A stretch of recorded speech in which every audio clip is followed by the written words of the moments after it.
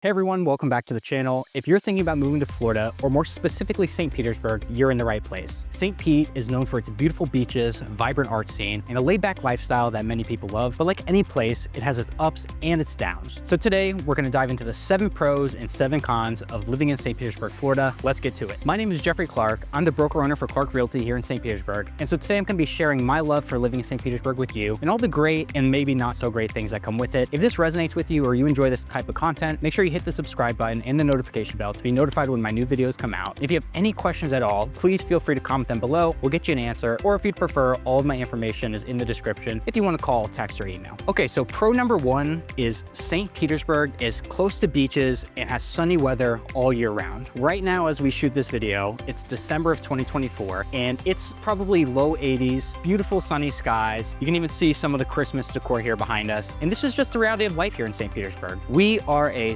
sunny city, and we actually have the Guinness World Record for the most consecutive days of sunshine, with like north of 700 days, which is pretty crazy. We're also really close to a ton of beaches, and not just like nice beaches, but world-class beaches. The Clearwater Beach and the St. Pete Beach are often trading places for the #1 best beach in the country, let alone the state. And both of those are within a 10-15 minute drive from us, pretty much wherever you are in the city. Con number 1 is St. Petersburg has a higher cost of living than some people would prefer. Because we're a peninsula, we have limited land for development, and as demand has increased because the supply of land can't increase, what's happened is prices have gone up. So homes are slightly above the median of the country, rents slightly above the median of the country, and then similarly, cost of goods like groceries or whatever else, we pay a little bit of a premium on just because we are in that peninsula. So to get to us, they have to end with us, and we're not really on an efficient stop of a route for us to get really good economy of scale when it comes to shipping some goods in. So groceries are a little bit more expensive than the median as well. It's one of the things that come with living in a, I guess what you would say, a more desirable area. And so that doesn't work for some people, and that's okay. We do have some more affordable markets close by. Like you can go 30-40 minutes north and be in Port Richey or Newport Richey with a much better average cost of living. You can also go east over into Tampa or like Brandon, or you can go south into like Bradenton. So there's options if you want to be nearby, but if you want to be in St. Pete proper, be prepared for a slightly higher than average cost of living. Pro number 2 is you have amazing access to not just St. Pete and all of its amazing activities and resources, but you're right next to, like you're within short driving distance of 3 other major cities, each with their own attraction. So I can go 20 minutes east and get to Tampa and explore Tampa's museums and art scene and culture and restaurants. I can head 20 minutes west and explore Clearwater and its art scene and its amazing restaurants and shops and gorgeous beaches. Or I can head south 30 minutes over the bridge to Sarasota and get all of the same things. So when you live in St. Pete, you're not just exploring the St. Petersburg, you're kind of in this central node where you have access to all of these other major cities. So you basically never run out of things to do or places to explore. Con number 2 is St. Petersburg is a little congested. As we kind of already touched on, we are a peninsula. There's nowhere we can add land here. And so as more and more people come to St. Pete, and we are experiencing net positive migration here, so way more people are moving here than are leaving. And the end result of that is we're a little bit congested. So in peak traffic hours, it's not as bad as you would see in some of like cities in California, or like the bumper to bumper stop traffic for hours, but it's definitely not as smooth flowing as you'd like it to be, especially if you're trying to get to one of these other major cities. Like getting to Tampa at 5 p.m. is a nightmare. I wouldn't wish it upon anybody. And then similarly in the months where snowbirds come down, it gets a little bit more congested. So it's just something to be aware of. You know, it's a reality of life when you live in a peninsula city with a lot of people.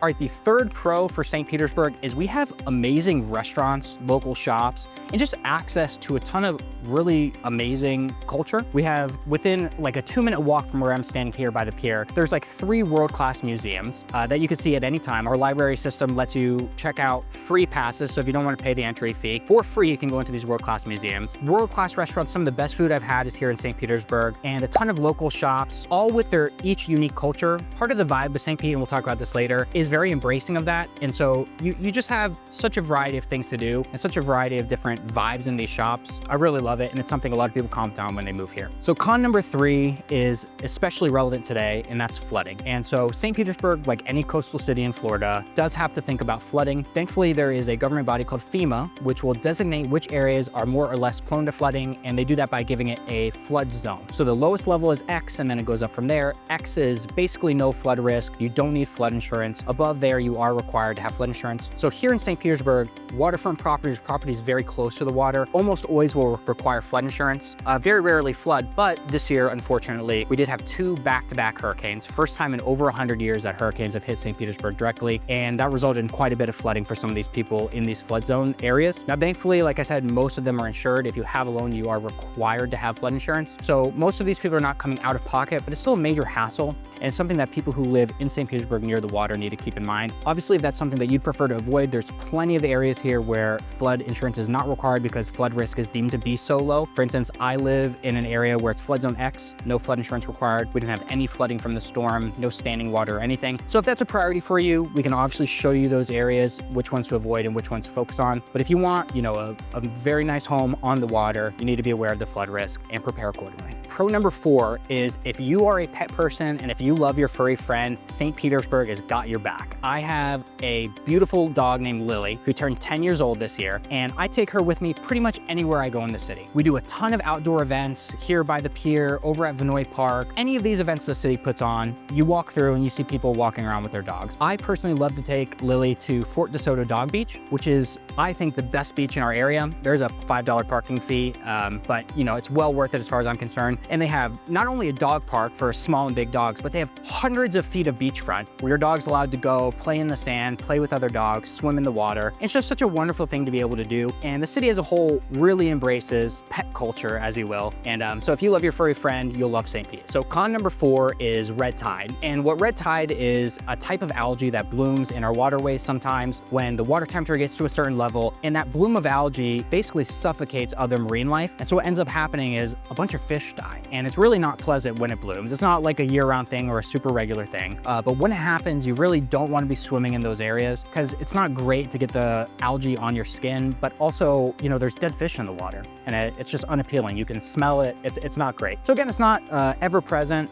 For instance, right now it's not a thing, but it does flare up from time to time. And originally it was caused from a bunch of people basically dumping pollution into the bank. And so we've made some pretty big strides to eliminate that. It's something we're still working on, but it's something to be aware of. A lot of people, I think, from non-coastal cities don't even know that this is a thing. Definitely something to look into and be aware of before you move to St. Petersburg. Pro number 5 is increasing property values. Historically, St. Pete has well outperformed not only other cities in Florida, but definitely the national average when it comes to home appreciation. Again, back to, we're a peninsula. There's no way to increase the inventory unless you get more dense, and we are building up, especially in the downtown areas. But the net inflow of migration has just been so positive that property values have continued to increase. So if you're looking to invest in St. Petersburg or move to St. Pete and want to be fairly confident that you're not going to lose money on the value of your home long term, St. Pete is as safe, if not safer of a bet than anywhere else, just because of our historic trends and the trends that we see moving forward. Con number 5 is tourism. And tourism is kind of a two-edged sword. On one hand, it's great because it brings a lot of money into the city and shows a lot of people what we have to offer. But the downside to that when you're local is when the snowbirds come, the congestion gets worse, and the tourism also puts upward pressure on pricing, also kind of contributing to our increased cost of living. So while we love having people come and visit, and it's extremely important to our local economy, it's something that the locals need to plan around and be aware of if they're thinking about moving to St. Pete. When the snowbirds come down, traffic times increase 20–30%. It's just a reality of life here in St. Petersburg. Pro number 6 is our downtown and Pier area. And I could talk for 10 minutes just on this. And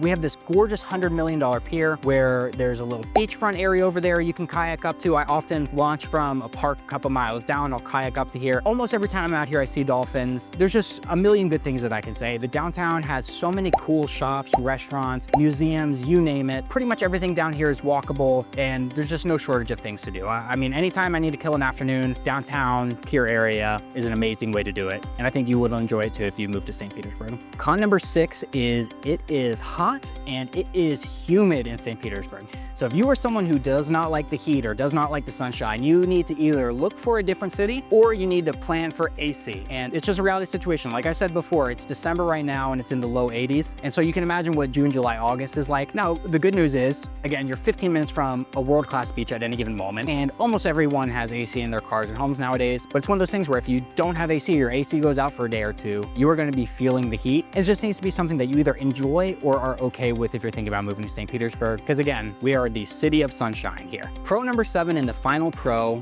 is St. Petersburg has the most friendly, the most accepting, and just, I would say the best vibes, the best atmosphere of anywhere I've ever lived or any of the surrounding areas. I don't know what it is. My theory is if you live in paradise, it's hard to be angry all the time. and we just live in paradise, so everyone's very nice. You know, aside from the odd person here or there. But the culture of the city is so friendly, so supportive, and so loving that it makes it hard not to just enjoy walking around or spending time with your neighbors. And con number 7, and the final con, we've kind of already touched on, but that is hurricanes. And so, you know, anywhere in Florida or anywhere in the southeast of the United States, you need to be aware of hurricanes as a potential risk, in the same way that the West Coast has to worry about fires or earthquakes, or, you know, kind of the Midwest needs to worry about tornadoes. Hurricanes are a fact of life in the southeast United States. And while it has been over 100 years since the last time St. Pete got hit with a hurricane, this year we were unfortunate to get hit with 2 back-to-back hurricanes. And not just us, but North Carolina got hit, Georgia got hit, Tennessee got hit, and we all experienced a significant amount of damage. And thankfully, like I said, we've been lucky for about 100 years. You don't expect to be getting a direct hit all the time. It's fairly rare, but it's something that the locals prepare for and need to be aware of when hurricane season comes around, and make sure you're stocking up on water and candles and flashlights and, you know, those kind of things, just in case. So there you have it, the 7 pros and cons of living in St. Petersburg, Florida. It's a beautiful city with a lot to offer, but there are definitely things to consider before making the move. So what do you think? Do you want to live in St. Pete, or is it not quite your vibe? Let me know in the comments below, and don't forget to like and subscribe for more videos on living in St. Petersburg, Florida. Thanks for watching. I'll see you in the next one.